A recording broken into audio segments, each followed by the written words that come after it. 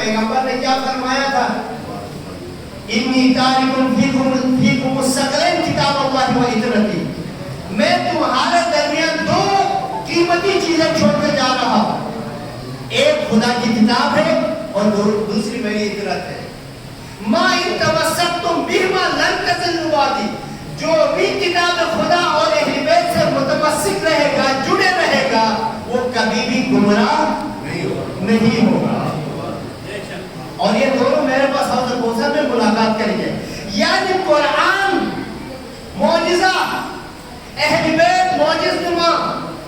اب یہی شیعان حیدر کرار کے لیے یہ فخر کی بات ہے کہ آج بھی ہمارا عقیدہ ہے کہ امام مہدی موجود ہے، خدا کا خلیفہ، خدا کا حجت موجود ہے، یعنی معجز نما موجود ہے، تبھی تو قرآن معجزہ دکھا رہا ہے۔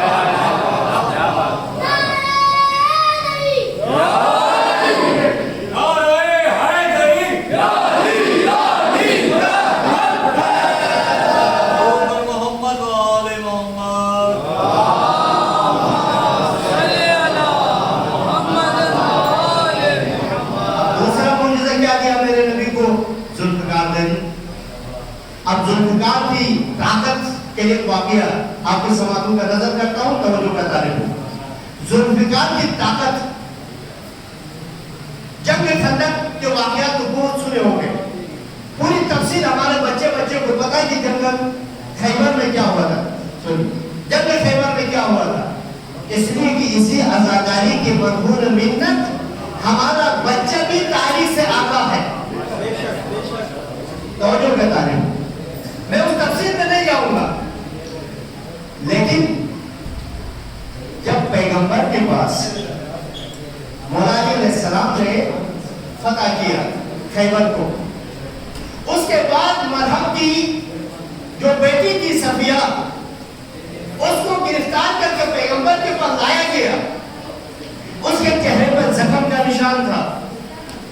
خاتم النبیین رحمت للعالمین کے سامنے ایک خاتون، وہ بھی زخمی حالت میں، پیغمبر نے پوچھا کہ تم تو شہزادی تھی، یہ زخم کیسا؟ تو وہ کیا کہتی ہے؟ جس وقت علی نے ڈر خیبر کو اٹھانا تو خیبر کے پورے محل میں ایسا زلزلہ آیا کہ میں تخت پر بیٹھی ہوئی تھی، تخت سے گر گئی تھی، یہ چوٹ لگی ہے۔ پیغمبر نے کہا کہ اے صفیہ، اے شہزادی، سن تمہارے محل میں زلزلہ نہیں آیا تھا، علی کے جوش سے عرش الہی پر بھی زلزلہ آیا تھا۔